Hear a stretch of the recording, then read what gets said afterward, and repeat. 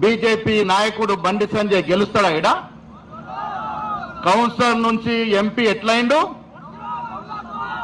దొంగ ఓట్లు వేసుకునేండు. కరీంనగర్ లో కూడా ఇలా రాహుల్ గాంధీ ఓట్లు బయట పెట్టినారంటే కరీంనగర్ కూడా దొంగ ఓట్లతోనే గెలిచినట్టుగా నాకు అనుమానం ఉన్నది. ఈ 8 మంది గెలిచిన పార్లమెంట్ సభ్యులు దొంగోట్లతోనే గెలిచారనే అనుమానం నాకున్నది. అది ఎందుకంటే రాహుల్ గాంధీ బయట పెట్టిన రుజువులు చూస్తుంటే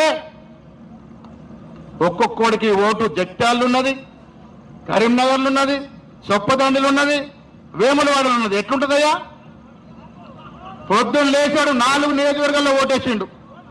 అందుకే బండి సంజయ్ గెలిచిండు. లేకుండా బండి సంజయ్ గెలిచే మనిషి లేదు. తనకు తాను బీసీ నాయకుడని చెప్పుకుంటాడు. మిస్టర్ బండి సంజయ్ దేశ్ముఖ్, ఎక్కడ బీసీ అయ్యా నువ్వు?